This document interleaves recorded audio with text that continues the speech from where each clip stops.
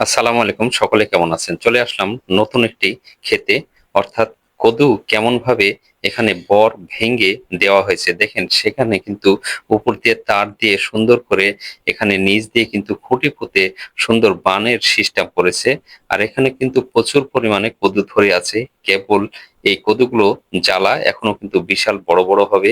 এই কদুগুলোর রংগুলো কিন্তু খুব সুন্দর, তার কারণ এখানে কিন্তু কীটনাশক ব্যবহার করা হয়, পাশাপাশি জমিতে বিভিন্ন সার প্রয়োগ করা হয়।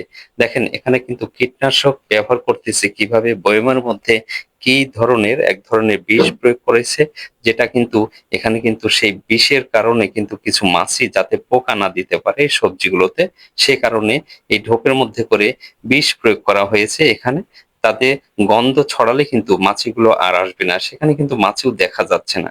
দেখেন কি সুন্দরভাবে এখানে কিন্তু মোটামুটি কদ্দু ধরে আছে। আর নিচে দেখেন এখানে সার অর্থাৎ জৈব সার প্রয়োগ করা হয়েছে। এখানে ব্লিচিং পাউডার সাথে কিন্তু অন্যান্য সার ব্যবহার করা হয়েছে যাতে মাটিকে উর্বর করে এবং সেখানে কিন্তু কোনো পোকা বা যেকোনো কীটনাশক এখানে আক্রমণ না করতে পারে। সুন্দর করে এই কদুগুলো কিন্তু ঝুলে আছে। ১ সপ্তাহ পর প্রতিদিন কিন্তু এই কদুগুলো বাজারজাত করা হবে। পাশাপাশি আর্থিক একটা লাভবান হতে পারবে কৃষকেরা।